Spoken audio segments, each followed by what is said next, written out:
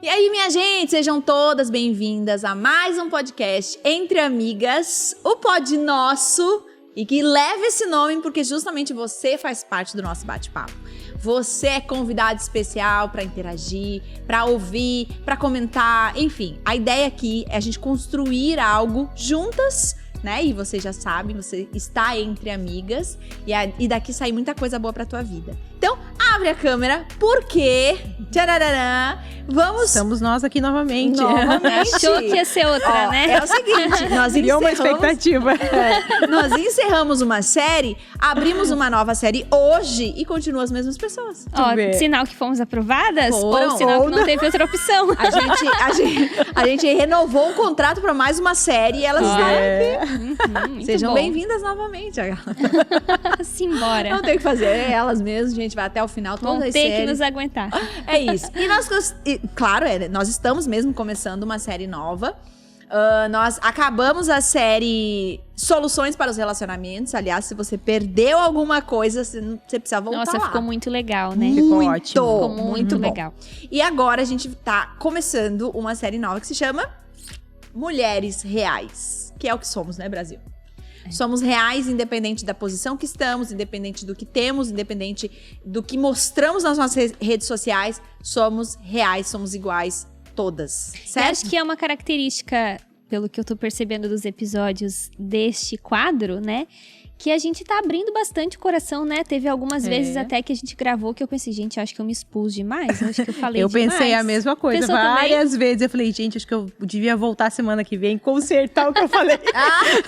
Fica antes de dormir, né? Que fica no canto do travesseiro pensando. Acho que eu exagerei. Escondendo embaixo da coberta, assim, não acredito que eu falei isso. Por que eu fiz né? A gente podia tentar ser um pouco mais séria, trazer um pouco mais de conteúdo sólido, mas não, tem que contar uma vergonha, tem que contar um testemunho. Expor o pecado. Isso é muito interessante, eu vou abrir então essa série para talvez você perdeu alguma coisa. Esse quadro que nós temos do Pod Nosso é realmente para que seja algo leve e que você se identifique, que isso talvez você olhe para nós e fala, poxa, eu gosto delas, né? Então, de alguma forma, o que elas vivem me inspira.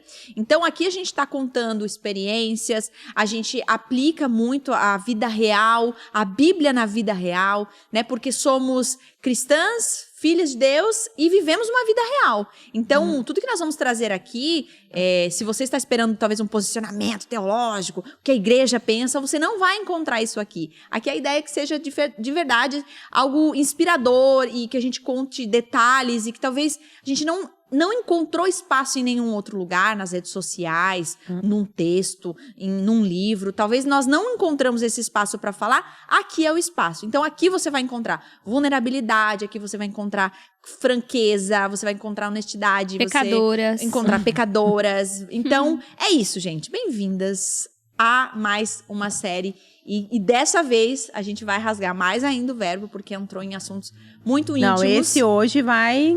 Exatamente. A expor. O tema de hoje, então, minhas amigas, é instabilidade emocional e terapia. Instabilidade emocional Bom e que terapia. a gente traz o problema e já traz uma solução também, porque a gente não não quer deixar você na mão. Tinha que ser instabilidade emocional, terapia e oração. Não nessa ordem, mas é isso. Nós vamos falar sobre isso. Tem muita coisa pra gente falar. Por quê? Porque muitas pessoas nas minhas redes sociais, até por conhecer um pouquinho da minha história, e aí é legal porque cada uma que tem uma experiência diferente, uma até profissionalmente, ou que já passou por algumas coisas, outra, eu, no caso, sou extremamente paciente, não tenho nada a ver com a psicologia, mas sou paciente e já tive um histórico de instabilidade emocional, já tive, né, enfim, diagnosticadamente tratamento com psiquiatra, enfim, então tem toda cada um acho que vai conseguir acrescentar algumas coisas, e por eu contar muito isso nas redes sociais, as pessoas geralmente perguntam, Lari, mas terapia é de Deus? Mas todo mundo precisa de terapia? Como você descobriu que você precisava de terapia? A terapeuta precisa ser cristã ou não? Eu recebo muitas dessas perguntas, e assim, eu sei contar a minha história como paciente, como eu cheguei a essa conclusão, como eu fui procurar ajuda, por que aconteceu isso? Mas, acho que aqui a gente vai poder contribuir de várias formas, inclusive a Cal, né, Cal, que tem essa formação, que trabalha nessa área, e é muito legal você falar um pouquinho até disso. acho que é o tipo de pergunta que chega assim pra mim também, porque acho que já existe muito paradigma acerca da psicologia, e até é legal a gente esclarecer que quando a gente for falar aqui de terapia, nesse episódio a gente tá falando de psicoterapia, né? Porque existem muitas terapias, né? Tem a fisioterapia, tem a terapia ocupacional, tem outras maneiras, né?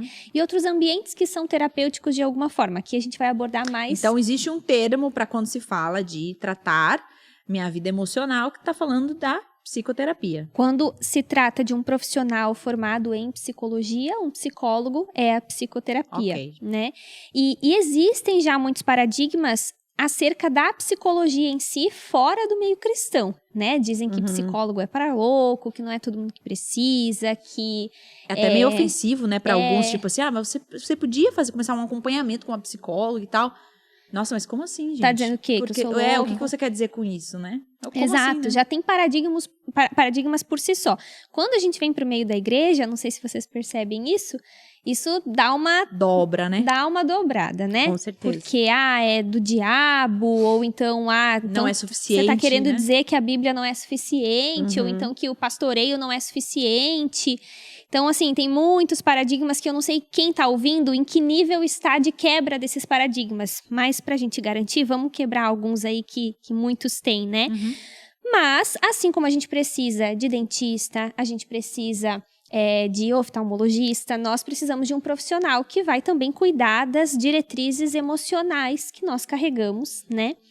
Então, acho que já começa por aí, né? Foi uma pergunta que você levantou, né? Isso, no meio cristão, como que é visto? Deveria ser visto de uma maneira saudável, porque nós entendemos, inclusive biblicamente, que isso faz parte da graça comum. Deus dotou a humanidade de capacidades, habilidades, inteligência para desenvolver ciências. E a psicologia é uma ciência, né, dedicada em estudar a subjetividade do ser humano, os processos mentais, emocionais e contribuir nesse sentido, né? Não vai contribuir no que se refere à espiritualidade, no que se refere ao campo que a religião vai tratar, mas vai contribuir no que se refere a questões emocionais, né? De uma maneira bem significativa, e a gente é prova disso, porque eu atendo como profissional, mas também sou paciente. Também muito bom. Até porque todo profissional nessa área precisa ser, pelo que eu entendi, é isso, né? Precisa, é uma recomendação.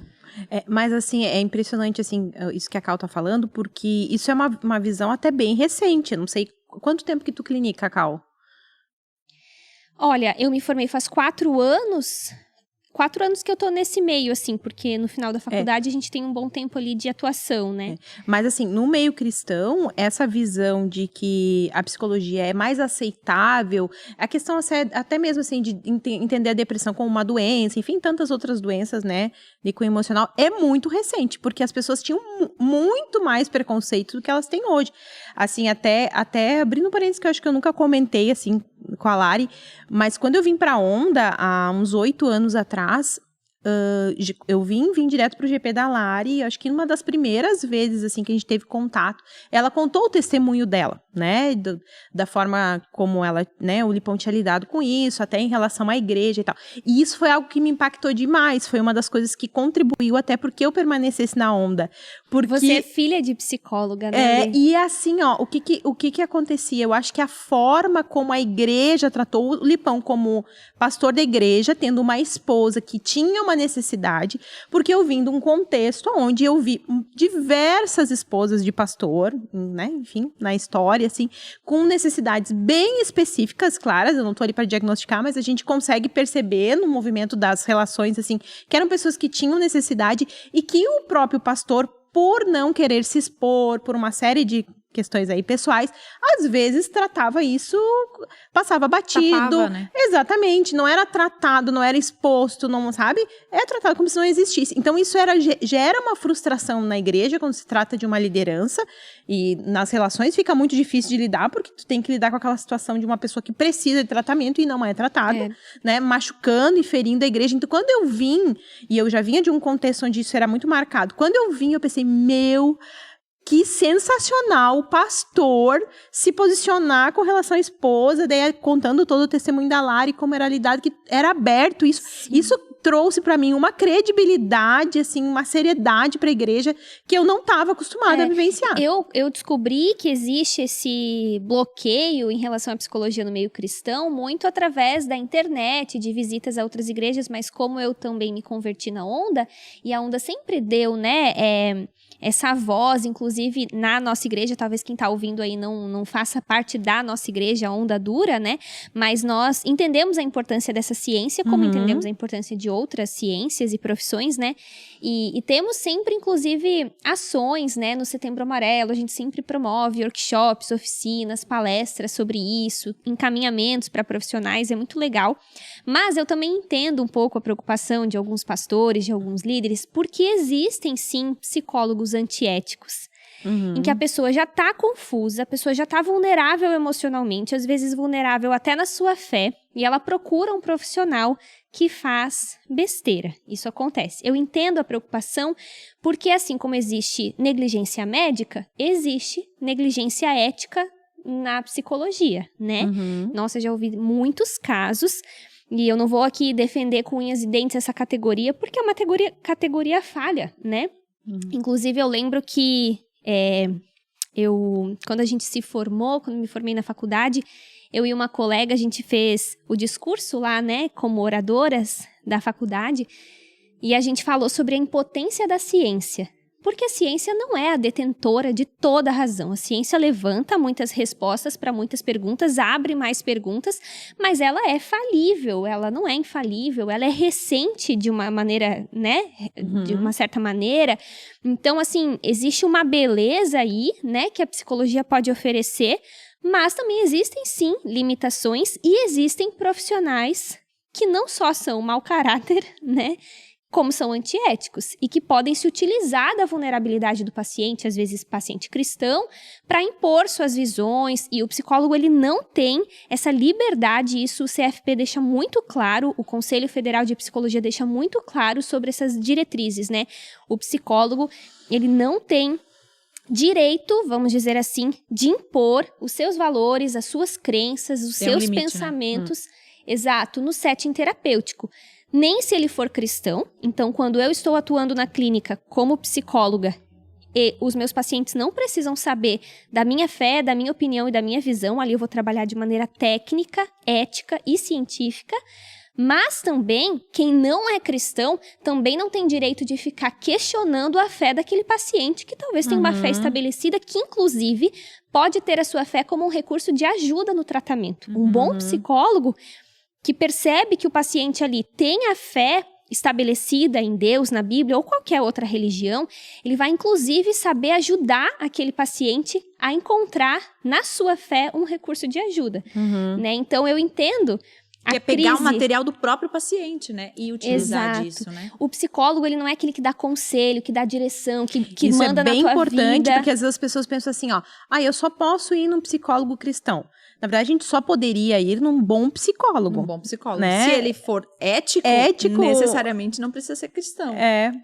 Embora eu tive só 2 psicólogas na minha vida, uma que eu não deu muito certo por causa de uma linha. Eu não sei se Abordagem. Existem diferenças, né? A gente pode falar disso depois. Então, ela me mandava fazer muito desafio e eu já tava toda complexada e... Já não conseguia fazer nenhum desafio. Eu já começava a ficar com medo do desafio, porque eu não queria mais fazer o desafio. E não deu certo. Eu sei que eu tinha pavor de ir pra sessão, porque eu ia ganhar mais tarefa. Ia sair com tarefa. Ai, não quero.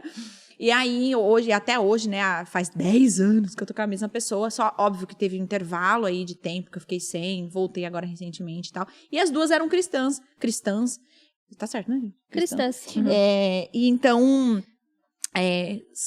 não sei como seria se não fosse, né? Mas acabou que calhou que eram 2 cristãs. Eu recomendo, assim, um bom psicólogo, se for cristão, que legal. Mas não que isso vai movimentar diferente ali na terapia. Tanto é que a minha psicóloga é muito engraçada, porque quando eu comecei a terapia, eu achava que ia ser tipo um discipulado, para quem faz discipulado, tipo, que tá escutando de igreja, vai entender essa linguagem. Que é mais ou menos assim, né? Tipo, eu vou falar, ela vai me fazer perguntas, aí eu vou responder as perguntas dela, vai me dar um conselho, o que é melhor pra minha vida. E eu esperava isso. Então, tanto é que eu falava e eu ficava, tipo, em silêncio, tipo... Pode falar agora, né? Pra onde a gente vai? E ela ficava me olhando do tipo... pode falar também, né? Então, assim, era muito estranho, né? E aí eu falo que a mágica da terapia é você falar. E aí, quando acaba, ela não dá tempo de falar nada. Teve uma situação muito interessante, assim, né? Porque, óbvio, ela fala algumas frases, ela lança umas perguntas, mas, né, ela vai indo assim, mas ela não dá nenhum conselho, ela não faz nada. E aí, eu lembro de um dia que eu cheguei e falei assim, ó, eu tô muito brava, eu não sei nem como que vai ser isso aqui daqui pra frente, porque eu tô muito nervosa, né? Tinha acabado de... eu na sala dela de espera, resolvendo um BO que tinham falado de mim e tal, e eu tava nesse fervo. Tu lembra disso, né, Cal? Lembro. E aí eu cheguei bufando, eu falei, só um pouquinho, tu me espera só um pouquinho, que eu só vou responder um negócio aqui, eu mandando um áudio e ela me olhando, né? Tipo assim, né? Hoje vai ferver, né? Eu disse, olha, não, vamos começar aqui e tal. Daí ela falou, mas o que aconteceu? Eu falei, não, é sobre isso, deixa, porque isso aqui, deixa. Ela, não, vamos falar sobre isso. Eu falei, não, mas não tem nada a ver com a terapia, meu problema é meu passado, vamos lá, o que você quer saber? Falei pra ela, né? Ela, não quero saber nada, eu quero saber o que é que você tá resolvendo. E aí eu comecei a falar, gente, sem mentira, a gente faz 1 hora. Eu falei 1 hora, chorei, gritei. Eu peguei a almofada dele 1 hora, que eu peguei a almofada dela e dele, assim, com tudo no sofá. Briguei, falei. Quando terminei, ela ficou me olhando, eu falei... Mas ainda bem que não era nada, né? Que hoje se fosse. Eu acabei tão cansada, parecia que eu tinha brigado com ela, assim. Aí eu falei, desculpa, né? Mas você quer falar alguma coisa? Ela falou, no caso não dá mais tempo. Mas assim, show. E eu lembro que eu fui no carro, eu fui pensando, cara, eu já sei o que fazer, eu já sei como agir, eu não posso pensar isso, porque eu não posso por causa disso. Essa frase que eu falei faz muito sentido, porque eu não posso... Eu saí com todas as respostas, foi muito interessante. Isso aí. Assim, porque essa é a beleza da terapia, né? É muito legal tu falar disso, porque às vezes as pessoas acham bem isso, né? Que eu vou sentar lá diante do terapeuta e ele vai ter as respostas para minha vida. Inclusive tem um termo que a gente usa na psicologia, uma expressão, né? Que o terapeuta, ele, vamos dizer assim, ó, ele ocupa o lugar do sujeito suposto saber, porque a gente tem uma imagem que é até importante a gente construir para a terapia funcionar, né? De que ele tem um saber que vai resolver a minha vida. Essa ilusão, ela é até saudável para a terapia funcionar, porque tu dá crédito para aquilo que vai acontecer naquela relação ali, né? Mas, no fim das contas, é um trabalho muito mais seu. Inclusive, hoje eu fiz um encerramento com uma paciente, né? E conversei justamente isso com ela, né? Que funcionou porque foi um trabalho muito legal com ela, assim, tu vê uma pessoa antes e uma pessoa depois. E eu tava dizendo isso justamente para ela. Que funcionou por causa da entrega dela e da implicação dela com aquilo que estava incomodando ela, né? Porque é você que está se colocando a trabalho como paciente, é você que está implicado, que está incomodado, que está angustiado e vai se colocar para pensar, para se questionar, para refletir. E o Winnicott, inclusive, que é quem a tua terapeuta a abordagem aborda, que é um teórico, né? Ele fala que, na verdade, o que o terapeuta faz é contemplar o amadurecimento do paciente. Então, óbvio que o terapeuta tem uma função, ele tem uma formação, ele tem técnicas, ele tem coisas que ele vai fazer ali, mas ele contempla algo que o paciente, de alguma forma, precisava de um contorno para fazer.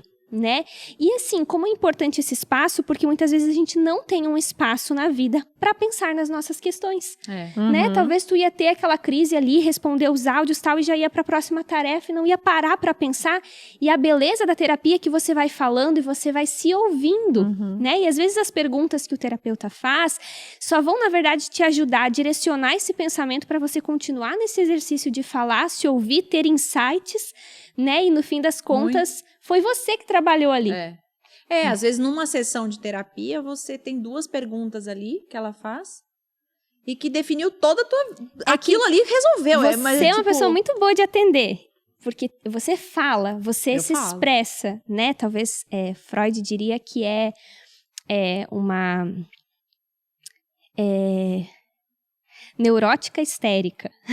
Sim, sou porque eu. Histérica, eu também sou histérica. Isso aqui é mais histérica, sou. Você fala, você expressa, né? Mas tem paciente que vem pra clínica e você fala, e aí, né? O que você quer trazer hoje? Tô bem. Aí o terapeuta tem que trabalhar um pouquinho mais. E vocês acham que toda pessoa precisaria fazer terapia? Posso eu responder? Vou ficar falando um monte hoje? O que tu acha? Que hoje a profissional é tu. O dia que for o quê? Dança? Daí eu falo mais. Não, deixa eu só fazer uma saliência aqui. Por exemplo, quando a gente fala lá na terapia, a gente envolve outras pessoas. A gente fala de outras pessoas, né? Que estão perto da gente, que inclusive se relacionam, né, intimamente. Por exemplo, com o meu marido, né? Com o Lipão.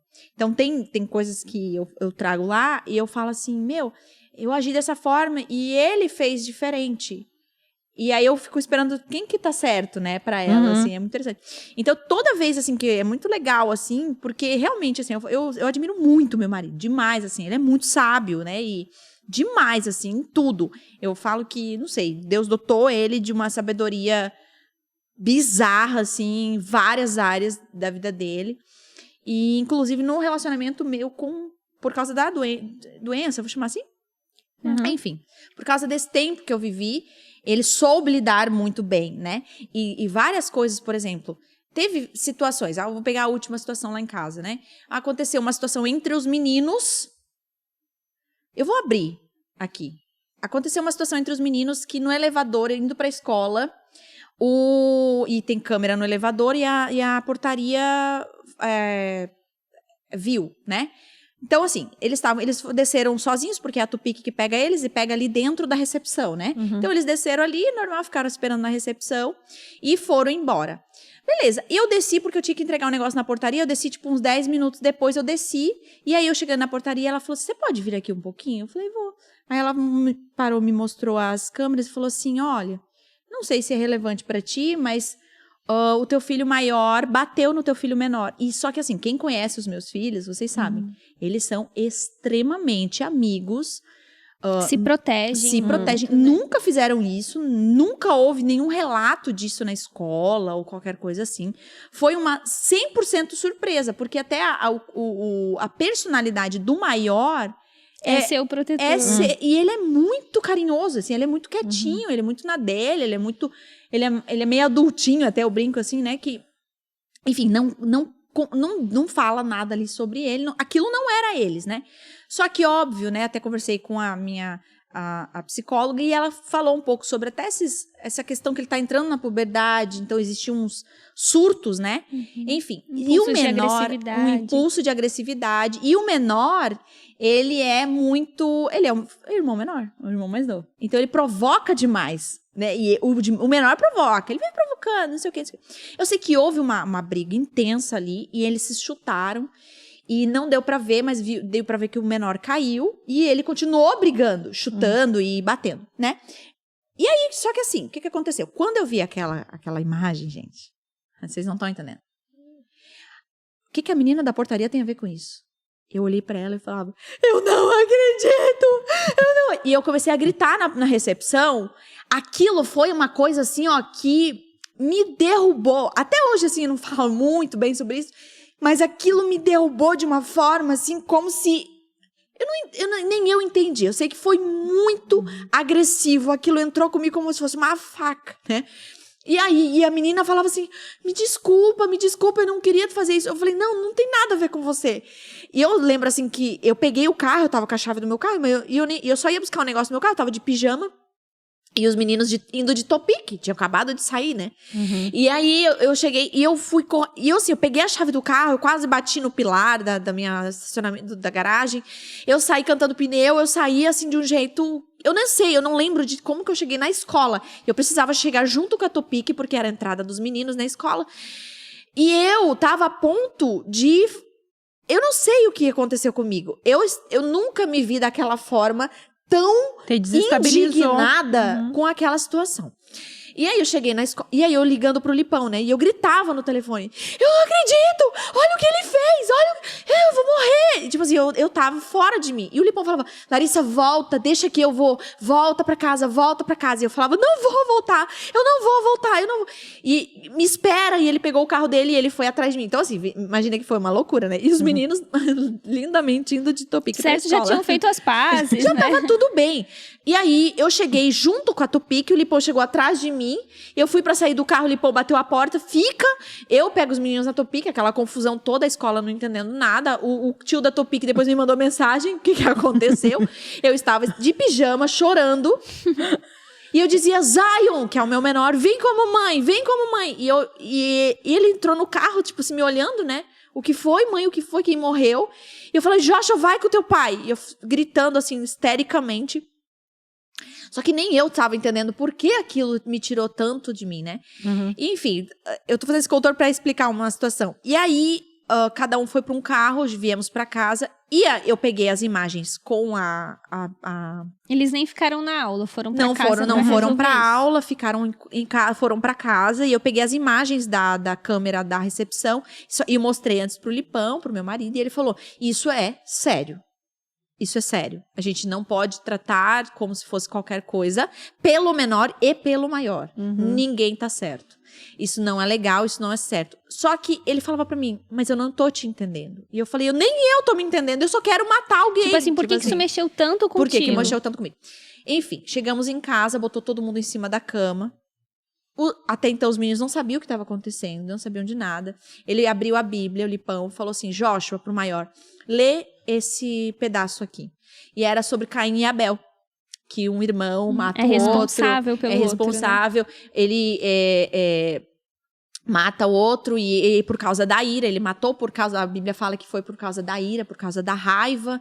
Nossa, e ele fez... o Lipão pegou bem o texto, né? Pegou um texto pesado, né? E o Joshua, ele é muito quebrantado, enfim, vocês conhecem ele, né? E ele é extremamente quebrantado, assim. E eu indignada ali, eu só fazia assim, ó, com a cabeça, que não tá vendo, eu tava, tipo, fazendo um não, assim, com a cabeça, não. Tipo, eu não aceito isso, eu quero sair daqui, eu não aceito. E aquilo tava pra mim, tipo assim, para de ler a Bíblia, eu quero falar. E o Lipão falava pra mim, ele me pegou antes do quarto e falou assim, você não vai abrir a sua boca, você não vai falar nada, você não está em condições de falar, você vai quebrar uma situação que a gente vai construir aqui, então você não vai falar nada. E aí o Joshua começou a ler e o Joshua começou a chorar. Ele não conseguia nem ler. E o Felipe falava, leia, Joshua. Leia, Joshua. E o Joshua, eu não consigo. Leia, meu filho, leia. E o Joshua lendo, chegou no final, o Felipe falou assim, agora eu quero te mostrar uma imagem. E pegou e mostrou os vídeos pro Joshua e pro Zion. Aí o Joshua, enfim, né, desabou, o Zion desabou. E o Zion falava, mãe, fui eu que provoquei. Eu falei, eu não vou falar nada. E o Felipe falou, eu sei que você provocou, você está numa época de provocar, você precisa ser corrigido nisso. E consertou ali a situação, né?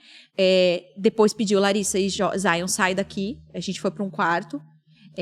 Ele conversou com o Joshua seriamente, assim, não sei bem como foi uma conversa longa. E eu lembro com o Zion, eu falava, meu filho, ninguém tem direito de fazer isso com você. Eu falava pra ele, ninguém tem direito de tocar em você, eu nunca fiz isso com você, seu pai nunca fez isso com você. Por que você não me disse? Eu falei, quantas vezes isso aconteceu? Ele falou, mãe, 2 vezes só. Mas não faz nada com o mano. E eu falava, meu filho, ninguém tem direito, ninguém pode fazer isso com você. A primeira vez que isso aconteceu, você tinha que ter me falado, né? Enfim, fui trabalhando isso com ele. Por quê? Porque eu queria dizer assim, você tem valor.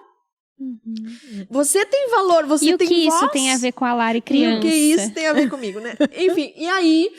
Enfim, conversamos e tal. E aí, quando eu fui pra terapia, eu falei assim, olha, eu só tenho um assunto pra tratar com você. Eu não sei o que aconteceu comigo.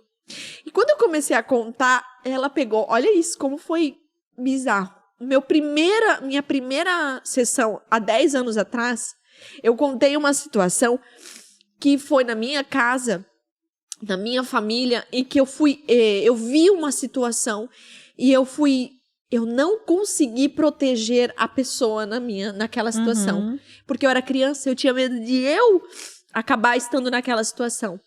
Então, eu fui pra trás e aí eu convivi 32, não, que é um pouco mais, eu devia ter uns 6, 7 anos, sei lá, uns 25 anos com aquilo, pensando, eu devia ter feito algo. Quando eu vi isso acontecer e agora eu tenho autoridade, força, sou maior do que a situação, eu destrambelhei, né? Eu tentei resolver de uma forma. E aí, ela puxou aquilo assim, ó, eu fui pra trás assim, eu falei, meu Deus, é isso. Eu tava tentando lembrar o porquê isso é tão doído pra mim.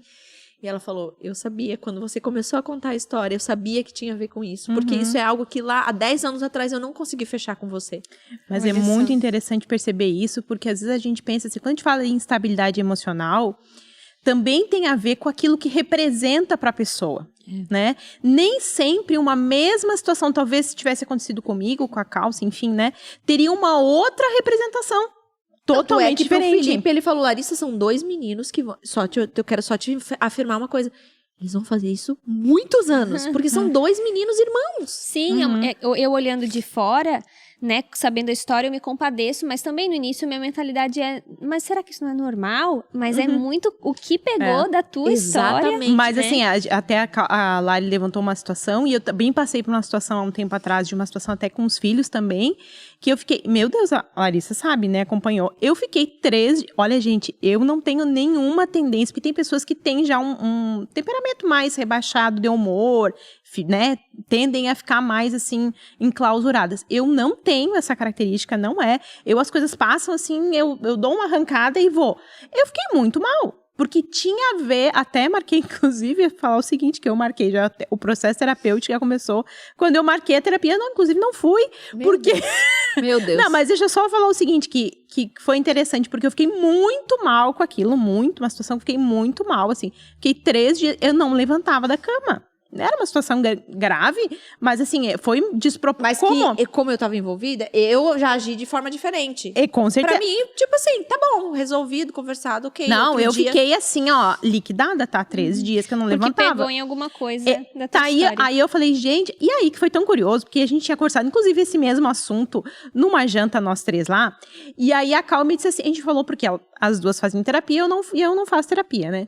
E aí a Cal falou assim, olha, se o dia que tu tiver uma demanda e tal, eu não sei se tu lembra disso, né? E eu digo, pois é, será que eu tenho uma demanda? E morreu o assunto. E aí, quando aconteceu a situação, eu falei, é agora que eu vou, porque isso aqui já tá meio desproporcional. Eu notei que eu tinha ficado totalmente... Gente, assim, chorava dia e noite.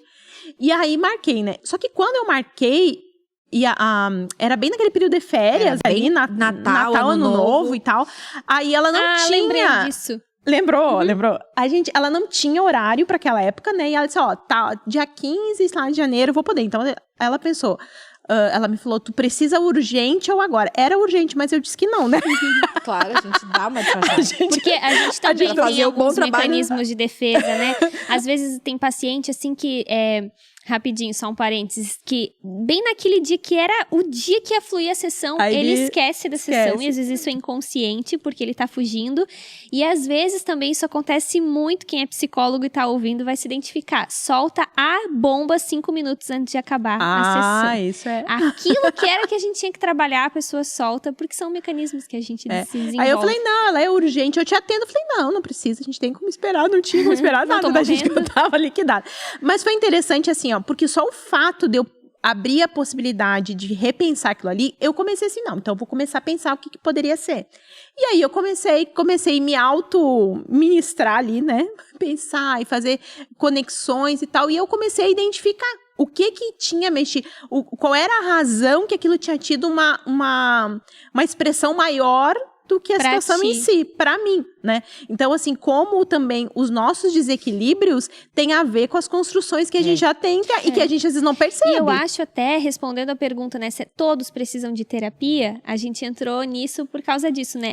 A Lê, conheço ela de perto, né? Tem uma característica de ser meio terapeutizável, vamos dizer assim. Você... Autodidata psicóloga. Você lê, você... Os psicólogos agora estão morrendo. Morrendo. Então, você conhece essa área, você se propõe a pensar, você vive num ambiente de fé, onde você confessa fraquezas, onde você abre o coração. Então, de alguma forma, existem meios e recursos terapêuticos na tua vida que te oferecem esse espaço para entrar em contato com as tuas próprias questões, né? Então, assim, quando é uma situação de realmente uma doença emocional e eu tô num nível de...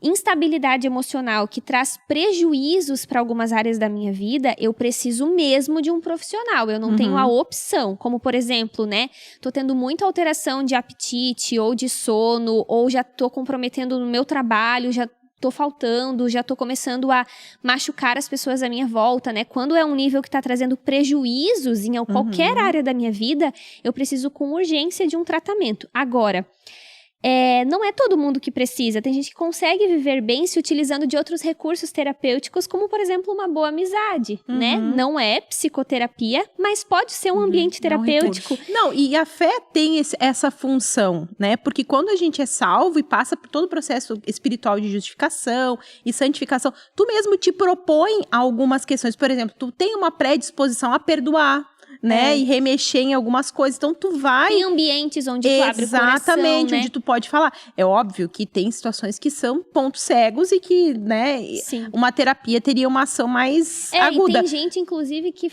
eu tenho algumas pacientes assim, que fazem psicoterapia para o autoconhecimento. Teve uma especificamente que eu falei, olha, você não tem necessidade, se você quiser, eu quero te dar alta, né? Você tem essa liberdade, você não precisa, porque é um investimento financeiro também, né? E ela falou, não, eu faço questão, porque eu quero ter a psicoterapia para eu me autoconhecer e para prevenir as próximas escolhas que eu vou fazer no futuro e tal. Eu falei, então tá bom. Prevenção. Mas eu também preciso deixar claro para não ficar ganhando dinheiro Sim, às custas de alguém que não tem demanda. Tá certo. Sim. Mas é interessante pensar que as nossas marcas da vida, e que é natural, isso não quer dizer que você é maldito por ter marcas, né? Isso todo mundo, a gente nasce marcado, né? Na nossa vida, as coisas vão acontecer, enfim. E às vezes até tem mães aqui que nos ouvem, e que é uma demanda que eu levo, por exemplo, até na minha sessão, que eu não quero que aquilo que é marca em mim marque os meninos, né? Esses dias eu vi um meme, né? Como fazer para o meu filho não precisar de terapia? Não tenha filhos. Sim, os pais são sempre os culpados, é tudo isso. Sempre. Eu já peço perdão para minha filha desde já. Mas toda mãe, ela é culpada nisso, né? Ela se sente, né? O que eu quero dizer culpada é que ela nasce já culpada, assim, né? Ai, meu Deus. Então, assim, a gente sempre acha que a gente tá prejudicando a vida dos nossos filhos. Mas sabe que eu tava pensando agora, quem gosta de assistir série, acho que pra mim, assim, uma lição nesse sentido é a série This Is Us, porque tu olha, é muito interessante, porque assim, tu olha pros 3 filhos, né, quem não conhece, quem nunca viu, né, quiser dar uma eu olhada. já vi 1000 vezes. Gente, já lá, 1000. Tenho até camiseta, Rebecca and Jack tenho todos. Sério, camiseta? Eu que dei.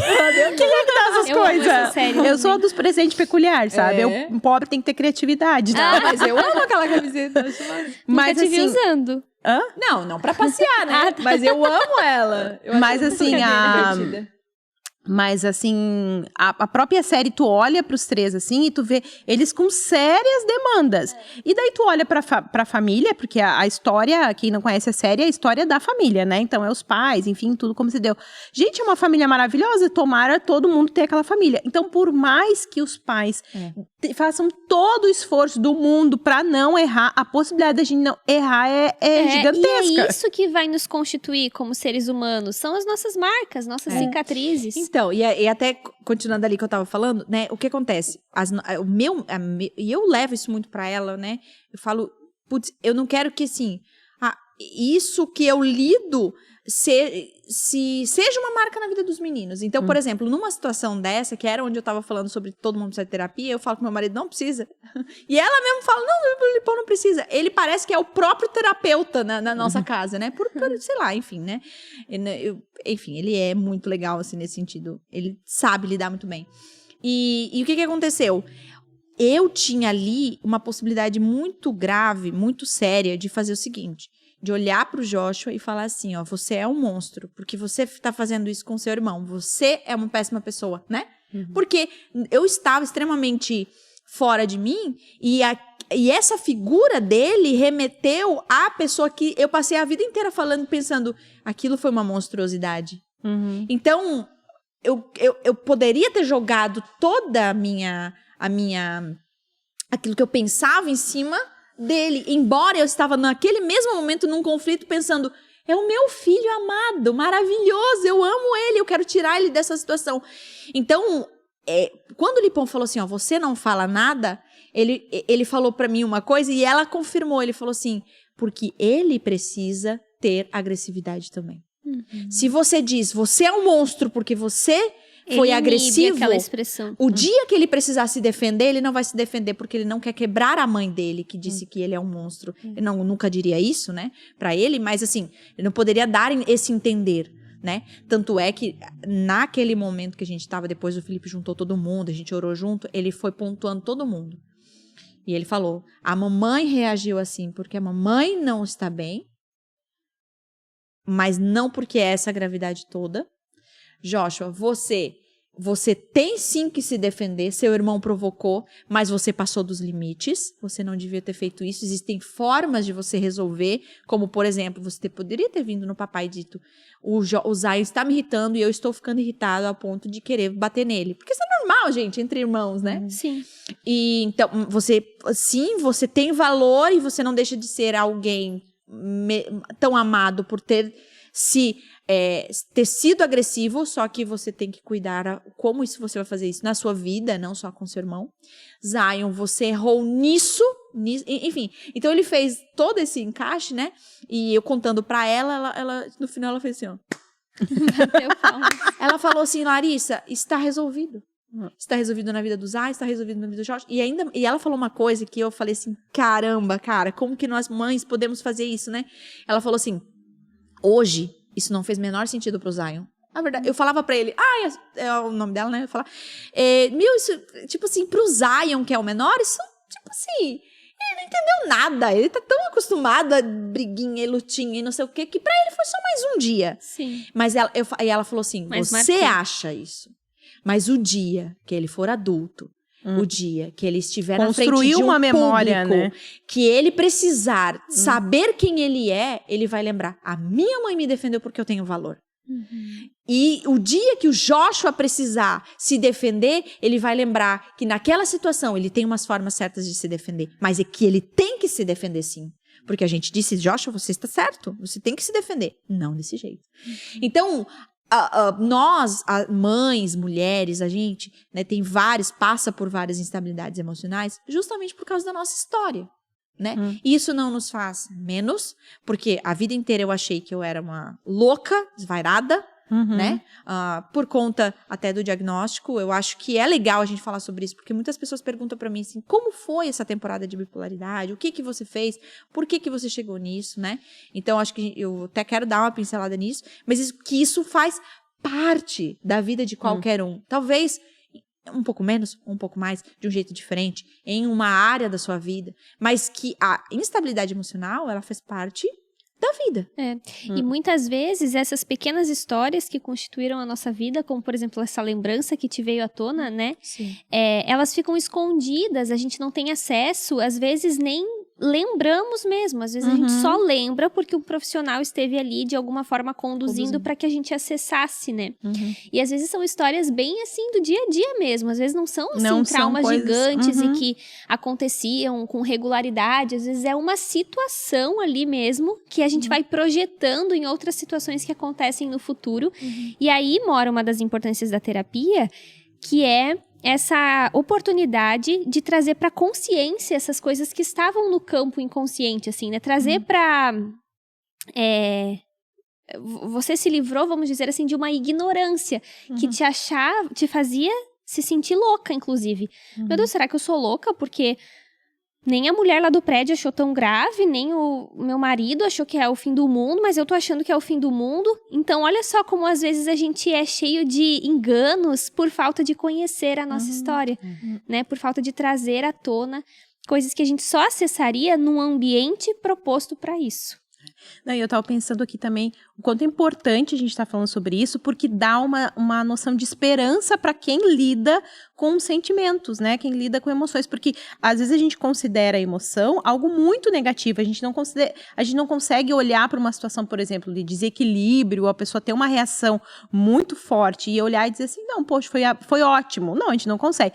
Apenas se a gente ressignificar aquela situação, né? Então é importante a pessoa olhar e pensar assim, não, eu não sou uma louca, translocada, que as pessoas começam assim a ter reações e viver dessa forma seguidamente e começa a se enxergar diminuída diante de Deus. Poxa, todo mundo consegue se controlar e eu não consigo, as pessoas reagem bem e eu não tenho essa maturidade, e aí a pessoa entra num ciclo, né, de negação, de se enxergar inferior, e isso aí vai aumentando. Então, olhar pra isso e puxar a esperança disso, né? E eu também quero falar uma coisa pra Lari, assim, né? Que também das nossas fraquezas saem também as nossas virtudes, né? Exatamente. Porque das coisas difíceis que a gente viveu, vão ser gerados os nossos traumas, mais as nossas virtudes. E essa é uma virtude tua, Lari. Eu vou te falar aqui, abre a câmera. Declaração, né? Não, é uma virtude tua que muitas pessoas na igreja, né, no nosso contexto, enxergam, e eu enxergo muito. Você tem uma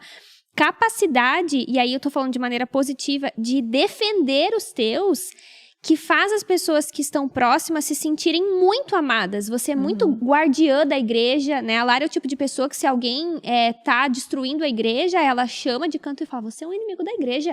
E Jesus tá sendo envergonhado. E ela faz isso com o pastor Lipão também, faz isso, eu lembro quando... Eu lembro de situações que eu passei, que ela ficou com raiva da pessoa e que ela queria resolver, não num sentido negativo, num sentido de lealdade, né? Então, olha só, te gerou um descontrole ali naquele momento que, ótimo, foi tratado, veio à tona, tal, mas gerou uma grande virtude. Não sei se tu enxerga essa virtude na Lari também. E eu sempre tento fazer isso com os pacientes também, né? De nada, amiga. Você falou obrigada? Falei, É bonitinho.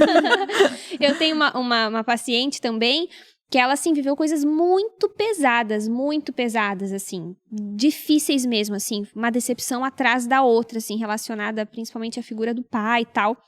E isso trouxe muitas marcas complicadas pra ela.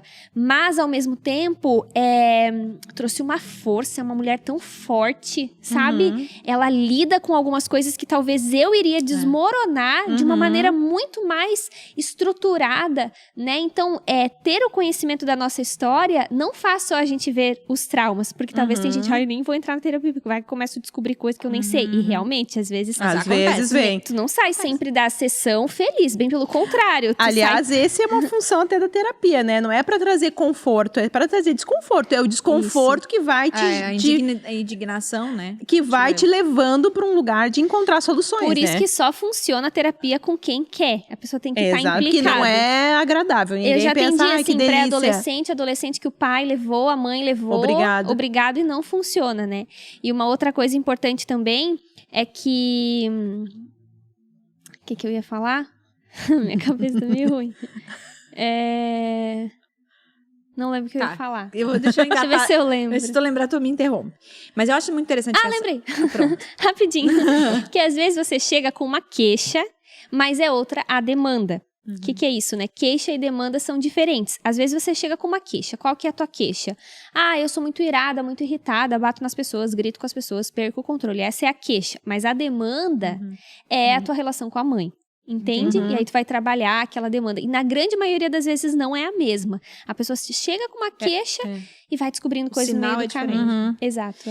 Mas é legal pensar isso, porque assim, a minha história, ela é, meu Deus, parece que ela foi marcada nesse período, né? Tipo assim, parece que foi um marco na minha história, porque além de eu ter descoberto tudo, ter procurado ajuda...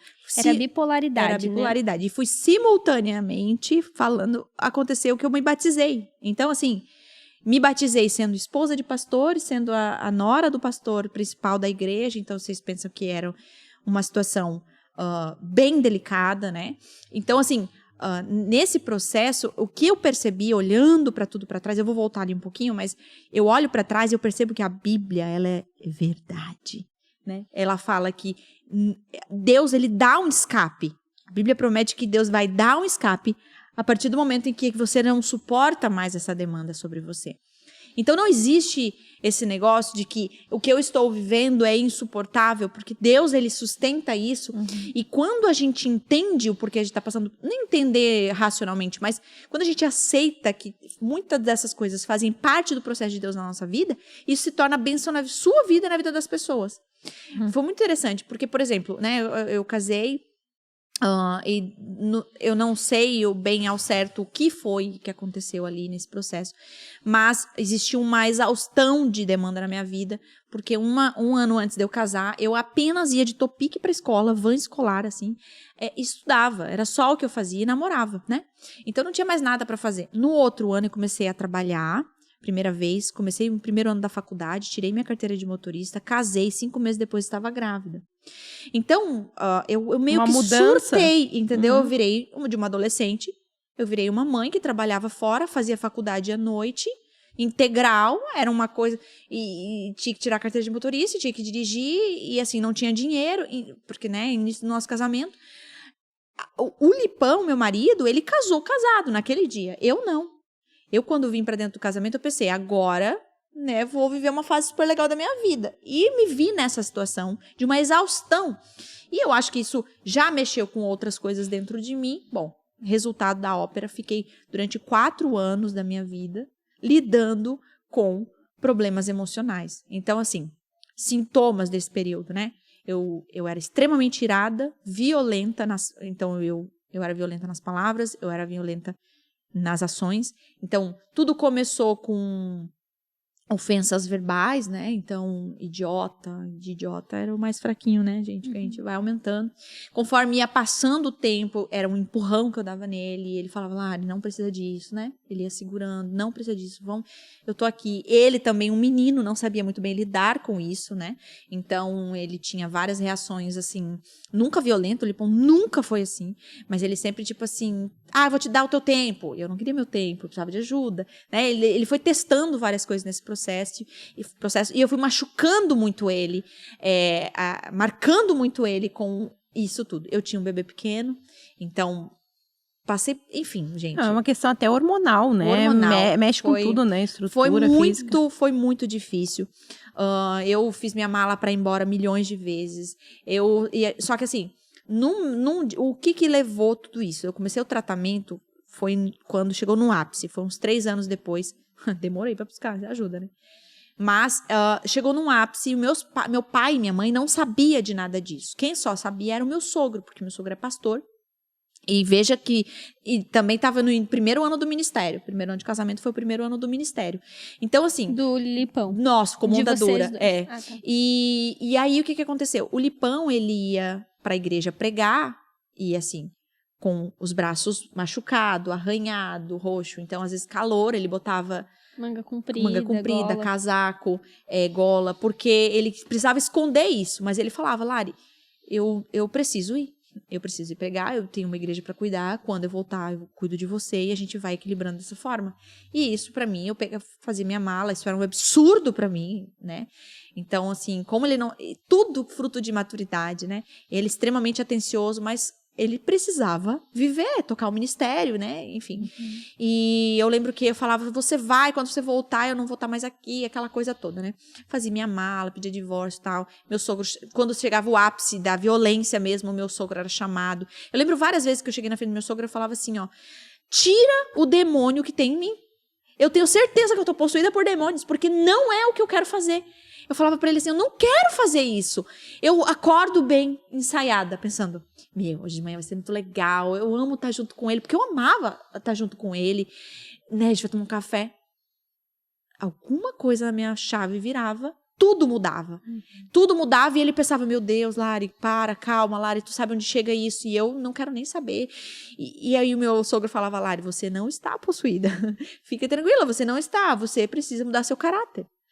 E nossa, aquilo era muito duro pra mim, enfim, foram 3 anos. Quando chegou um ápice, assim, do nosso relacionamento, foi um dia que foi realmente, até nesse dia ele mesmo me segurou pelos braços, assim, tipo, me abraçava e eu via a raiva que ele já estava super saturado, 3 anos lidando com isso, sem saber como ele ia chegar em casa. No final ele já falava, tá, Lari, se tu quer ir embora, faz o que tu quer, né, eu não vou sair do casamento, mas se você quiser sair, a porta tá aberta, eu não sei mais o que fazer.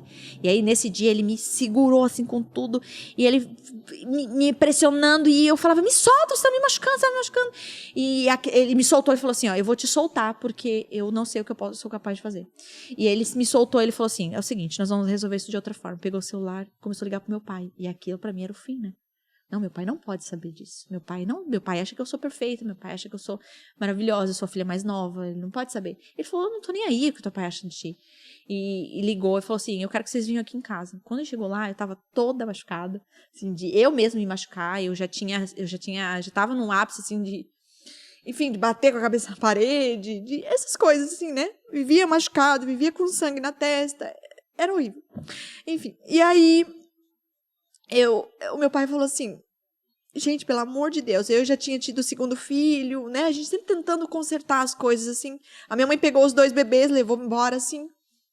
E aí meu pai ficou ali com a gente e falou assim, eu estive com vocês quando vocês casaram, e eu estou com vocês nesse dia que vocês querem, então, divorciar. Eu não sei o que está acontecendo, não sei quanto tempo, mas definitivamente vocês não podem ficar juntos. E eu falei assim, não, fechou, então é isso que eu quero. O Felipe falou, graças a Deus, é isso também que a gente precisa, não tem mais condições, a Larissa precisa ser tratada, a Larissa precisa de ajuda, não sou eu que vou ajudar ela. E quando meu pai virou as costas, meu pai mandou fazer uma lista, ele falou assim, antes de você ir embora, faz uma lista de 10 coisas que você admira nele e 10 coisas que você gostaria de solucionar na história de vocês, se vocês pudessem ter mais tempo. Eu sei que é o último dia, mas para cada um levar embora algo para melhorar no próximo vida, enfim, né? Na próxima vida. Agora, a partir desse novo momento, né?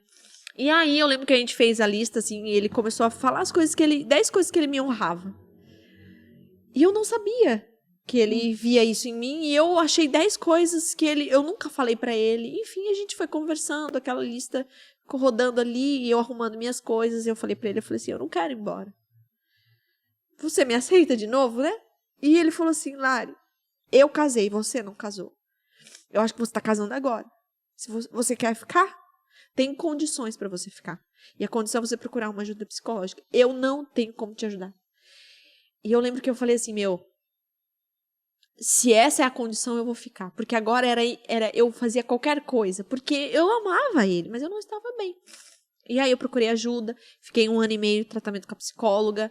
Bem nesse processo, eu tive uma experiência com Deus muito forte. Tava tomando medicação também? Não, ainda não. Ainda não. Eu tava no processo da terapia ali, da psicoterapia, né? Uhum. E ele falou... E aí teve uma reunião... E imagina, gente, eu cuidava de mulheres. Eu era a neta... nora do pastor, a esposa do pastor da igreja. Era uma situação muito delicada. A igreja não gostava mais de mim, né? Porque, enfim, não me via mais envolvida com a igreja. Me via muito pouco e no que me via era extremamente agressiva. Enfim, e tem pessoas, amigas minhas, que até hoje estão por aqui e falam, Lari, você é outra coisa. É outra pessoa. A gente tinha medo de você, né? E aí, nesse processo, eu lembro que uma vez teve uma reunião de pastores, assim... E eu tava junto, eu cuidava de mulheres, né? E... Coitada delas, meu Deus. Misericórdia. E aí o Lipão falou assim, gente, eu vou incluir... A gente faz apostila aqui, né? Com o discipulado. E ele falou, eu vou incluir uma lição nova que é sobre o novo nascimento. Mas, assim, eu não vou ministrar a vocês, mas eu vou dar uma passada aqui na apostila, caso vocês tenham alguma dúvida, alguma coisa, um posicionamento nosso, e a gente já tira dúvida aqui para vocês passarem adiante. Ele começou a falar que esse que, né, nasceu de novo, velho, fica para trás, esse que tudo é novo, novas atitudes. Ele foi explicando, nova vida, não existe, se não existe diferença entre você antes e depois de Jesus, nada mudou, então Jesus não foi suficiente, ele não existiu, ele não houve uma conversão. Então, e eu ouvindo tudo aquilo, eu falei, gente, talvez é isso. Talvez isso faz parte de tudo que vai acontecer na minha vida. E foi um último suspiro, assim, né? Que eu falei assim, eu vou tentar isso aí. Porque não é possível.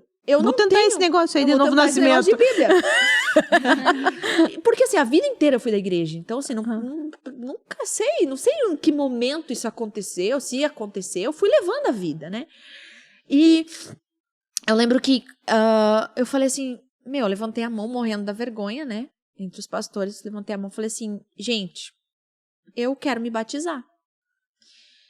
E aí todo mundo ficou me olhando, tipo assim, o que vamos fazer agora com essa menina, né? E eu lembro que teve um dos pastores que a gente tinha até um pouco mais de briga, assim, né? Porque, enfim, meu jeito e tal, e o jeito dele também não era muito fácil. E ele virou pra mim e falou assim, eu sabia que você não era convertida. Assim, ele tava só esperando a deixa. Eu só tava esperando o momento. E aí, a partir daquele momento, foi muito... O Lipão falou assim, Lari, não, vamos conversar isso em casa, eu te batizo em casa, né? Pra você não ter esse constrangimento. Eu falei, não, vamos fazer isso direito. Eu quero na frente da igreja toda. Né? E aí, teve o dia do batismo lá, que foi a igreja toda, aquela coisa toda, a igreja do meu sogro, né? E uma igreja maravilhosa e tal. E aí, os pastores... E aí... Acharam que tu ia batizar eu com a as batinha, pessoas. assim, né? Com a batinha junto com todo mundo. Aí teve um pastor que falou assim, Larissa, deu um grito e fez assim com a mãozinha, né? Vem pra cá, quem vai batizar o pessoal tem que vir pra cá. Eu fiquei olhando e falei, putz, cara, chamou atenção pra mim, né? Aí foi aquilo e tal. E a minha vida foi totalmente transformada. Então foi um processo entre conversão, a minha psicóloga, a psicoterapia ali, e aí... logo em seguida eu ganhei alta, 1 ano e meio de psicoterapia. Eu fui por conta própria com a psiquiatra.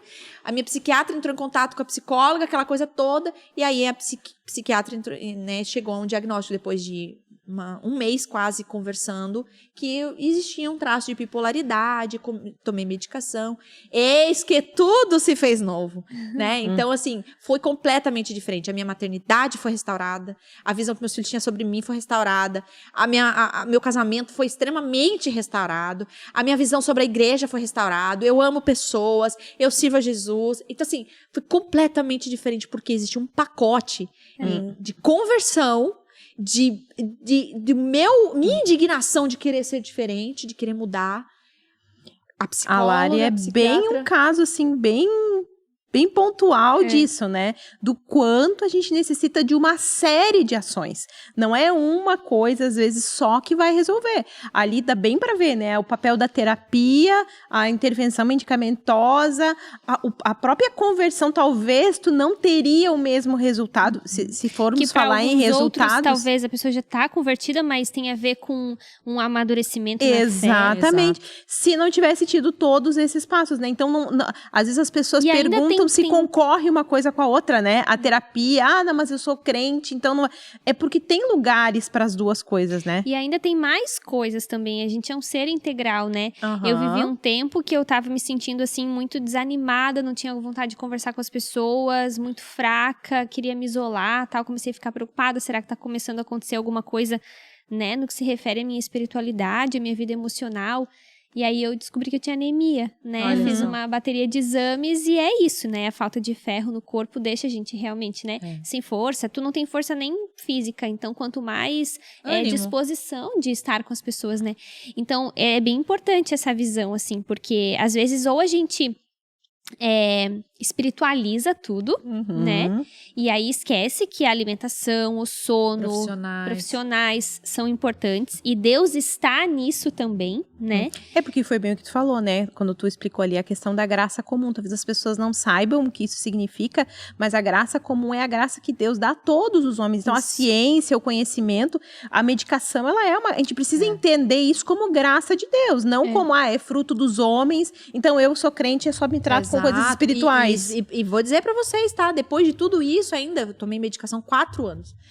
Durante ali os 2, até os 3 primeiros anos ali, eu brigava com Deus o tempo todo. Eu fazia, tipo, sabe aquele negócio de molhar a pedra lá, como é que é? Molha o algodão. Eu fazia teste com Deus. Eu falava, Deus, eu não sou doente. Eu declaro que eu não sou doente. Eu decreto. Eu decreto que eu não sou doente. Aí parava o remédio, o que acontecia? Parava na psiquiatra pra aumentar a dosagem, porque fiz uma besteira e tal. Em contrapartida, tem os que espiritualizam tudo, mas tem também os que ignoram a questão da espiritualidade, né? Exatamente. E sabe que para a OMS, o conceito de saúde, né, para a Organização Mundial da Saúde, o conceito de saúde não é ausência de doença, mas é um perfeito bem-estar físico, emocional, mental, biológico e, recentemente, eles acrescentaram também espiritual. Tem muitas pesquisas científicas que falam sobre a importância da espiritualidade. Até da oração, tem muita... Se você colocar lá no Google, lá, pesquisas científicas da espiritualidade, tem muita coisa que mostra o quanto a espiritualidade mexe até na questão cerebral, neurotransmissores, lobo frontal, tudo, e gerando mais bem-estar e a pessoa consegue lidar melhor com as coisas, E isso né? é importante para quem está nos ouvindo aqui, é cristã, porque às vezes também a gente só recorre aos meios humanos, né? E não recorremos aos meios da fé mesmo, assim, né? E que às vezes é nesse processo de maturidade da fé que vai gerar também uma maturidade emocional. Então tem gente que cai para um lado, tem gente que cai para o outro. Eu acho que é muito importante cada uma avaliar o que está acontecendo de fato, né? Se você está bem com a sua saúde física mesmo, né? Às vezes a pessoa está achando que está em depressão e não mas tá sedentária. É. Tem uma série de coisas acontecendo, né? Na sua saúde física mesmo, né? Às vezes você tá dizendo que o seu problema é o casamento, né? Ai, meu problema é meu casamento, é o outro. Eu falava isso. Eu estou com problema no meu casamento. O Felipe falava, tá não, porque eu tô ótimo. Dá problema sozinha. Não, tá com problema sozinha. E realmente, hoje, quando eu atendo mulheres que chegam dizendo meu problema é meu marido, meu problema é meu casamento. Daí eu sempre questiono, mas beleza, mas então se não existisse mais o casamento, o que aconteceria, né? Então, às vezes, a gente dá uns nomes loucos e a gente acha, eu não tinha que resolver o meu casamento. Meu casamento estava maravilhosamente bem, né? Tipo assim, a gente tinha tudo que precisava. Eu não estava bem. Então, ali a ajuda do profissional da psicologia foi a porta de entrada para tudo que ia ser resolvido na minha vida. Que não foi só ele. Foi um conjunto de coisas. Foi a medicação. Eu falo que a medicação me salvou. A medicação da psiquiatria foi um ali, instrumento, né, de Deus. Gente, e foi olha uma coisa que, assim, salvou o que eu quero dizer, não salvou vida eterna, né, gente? É o que eu tô falando. Retirou da situação. Salvou a situação, Sim. né? E olha a importância de tu ter tido uma boa profissional, né? E que a cosmovisão dela, né, ajudou, porque até vocês falaram, né, precisa ser um psicólogo cristão em níveis de ideais, não deveria precisar. Mas particularmente, aqui não tô falando como profissional, falando como pessoa, eu prefiro ter uma psicóloga cristã, primeiro porque eu vou me identificar melhor e ela vai entender melhor o meu universo. Existem coisas muito internas que só quem vive na igreja, e a gente que trabalha na igreja ainda mais, né, é o nosso trabalho, é a nossa rotina, então é importante que a pessoa entenda um pouco desse mundo, né? E a cosmovisão do profissional, ela pode acabar aparecendo ali, porque tem muitas pessoas que talvez chegam na situação que você chegou, muito vulnerável, que um psicólogo antiético e às vezes até bem intencionado poderia conduzir a pessoa a chegar na conclusão de que o divórcio era a melhor saída, né? Então, e acho que acontece muitas vezes isso. Eu não tive essa experiência, mas eu acho que é um lugar de vulnerabilidade, né? Quando o outro tá vulnerável, ele pode ser não só na psicologia, mas, por exemplo, um pastor pode ser alguém que vai conduzir a uma situação que para ele é benefício, né? Então, acho que é muito importante mesmo avaliar com quem você vai abrir, quem você vai caminhar. De indicação. Quem você E vai, uma coisa, assim, que agora falou pastor, eu me remeti a situações de pastores, né, que lutam com a depressão, até casos de suicídio, né? De tem muito, né? Acontece muito. E, claro, a gente não tem como avaliar a individualidade da situação da pessoa, né? Mas como isso é importante as pessoas encontrarem nesse discurso que a gente está tendo aqui um lugar de acolhimento, de que talvez o que ela está vivendo não é uma falta de fé em Deus, porque as pessoas entram numa crise muito grande, as pessoas que são verdadeiramente cristãs, porque elas se dão conta que elas não conseguem lidar com sentimentos e elas começam a questionar a fé. Poxa, por que eu creio num Deus que pode todas as coisas? Teve depressão, né? Grandes homens e mulheres na história tiveram doenças. Então, assim, isso é uma doença, né? Isso não diminui a fé daquela pessoa, não diminui quem ela é em Deus, né? Se a gente for ver, existem personagens bíblicos que a gente fazendo uma avaliação pode concluir que talvez tenham tido depressões, né? Situações bem pontuais. Elias, né? Jeremias também tinha toda uma personalidade talvez um pouco mais rebaixada, assim, né? Melancólica. Então, assim, ó, isso não retira quem essas pessoas eram em Deus. Então, quem tá ouvindo, né, quem tá em casa tá ouvindo, saiba disso, né, que não é porque talvez você é cristão e passa por uma situação dessa, às vezes até constrangedora na igreja, porque acontece muito disso, a pessoa e a pessoa, vamos expulsar o demônio, né, às vezes, e isso não tem uma ligação direta necessariamente, uma coisa vai colaborando com a outra, mas não quer dizer que a pessoa, se ela fizer todas as ações, né, provavelmente ela tem um resultado positivo, mas não quer dizer que o fato dela ter fé simplesmente vai resolver todo o problema, né? Boa. E às vezes faz parte da história que Deus está construindo, do testemunho que Deus está construindo, né? Muito. A gente vê na história da Lari, assim, Deus poderia com um estralo ter curado? Poderia. Ele é poderoso, ele pode curar, né? Para a ciência, a depressão é uma doença crônica, mas para Deus nós sabemos o poder que há, né? E olha o testemunho que foi construído, que hoje gera fé em pessoas, gera esperança. Então, essa paciência de entender o processo. Exatamente isso. Pra mim era mais fácil, né? É aquela coisa, né? A gente ora muito pra Deus, né? Deus, me usa, né? Quero ser usado por ti. Mas não adianta, Mas a gente não né? quer O ser... médico quer ser usado, agora não vai passar pelo estágio? Tem que passar pelo estágio. Tem que ter experiências com Deus, né? E eu percebo isso na minha vida de forma completa. Eu nem sei se eu fiz essa oração, mas acho que Deus me pegou e falou, minha filha. Vou te usar, vai. Tu querendo ou não. Tu querendo ou não, vou te usar. Mas é que é assim, na verdade, né? A gente não escolhe as coisas que a gente vai ser usado por Deus. Se a gente escolhesse, talvez a gente não escolheria. Não escolheria. Passar por algumas coisas. Mas Deus aprova nos escolher. Então, assim, até olhar a sua própria doença pensando nessa perspectiva, né? Eu passei até uma situação, assim, pessoal, na minha vida, eu passei por um aborto. Acho que depois até a gente pode contar isso num outro episódio, né? Essa situação em si. Mas foi muito interessante, porque na hora que eu tava passando pela situação, eu pensava assim, Deus, que isso, né? Apesar de toda a tristeza naquele momento, que isso sirva de cura para a vida de alguém. Então, assim, até a gente olhar aquela situação e fazer esse caminho de pensar sempre que eu conheço alguém que passou por isso, um aborto espontâneo, eu falo, conversa com a Letícia. Pois é, e eu, assim, e é tão interessante porque como às vezes a pessoa passar por aquilo, ela tem uma empatia diferente. A gente olha para aquela situação diferente, coisas que às vezes eu sei. Tão interessante que quando eu tava no hospital, eu sou muito assim, eu presto muita atenção nos detalhes, assim, né? Eu sou meio avoada, mas eu tô ligada, assim. Então, várias coisas que aconteceram no próprio hospital, eu pensava, gente, isso aqui não podia acontecer. Inclusive, quando depois que passou, eu fiz um encaminhamento para ouvidoria. Porque eu percebi várias coisas que as pessoas fazem num momento como esse, que é inapropriado. Que talvez pra mim, naquela situação, eu como tava olhando, como eu já entrei na situação tentando olhar aquilo por outro lado, eu tava naquela lucidez de enxergar aqueles pontos ali numa perspectiva de isso não deveria acontecer. Então, quando eu vou conversar com alguém, as pessoas trazem alguns relatos de coisas que as pessoas dizem, que as pessoas fazem na melhor das intenções e que é péssimo pra quem tá passando por aquilo. Então, quando a pessoa tem uma depressão, às vezes a gente diz coisas completamente inadequadas, pensa coisas que a gente não deveria dizer com a melhor das intenções, mas quem passou por aquela situação sabe o que dizer, né? Sabe na pele o que é estar naquela posição ali, né? Então, essas experiências valem pra isso. É isso. É isso, gente. Já virou uma sessão de terapia, já me senti virou, super... eu chorei 40 vezes nesse episódio. Bota aí nos comentários, gente. A gente, de verdade, a gente se alegra muito quando vocês comentam, porque é uma forma também da gente ter uma troca, né? E eu queria muito que vocês falassem aí se esse episódio fez sentido pra você, se de alguma forma você foi mexido em alguma parte, assim. Enfim, o que você quiser, tá aberto aí. E a gente vai estar lendo com muito carinho, trocando com vocês, tá bom?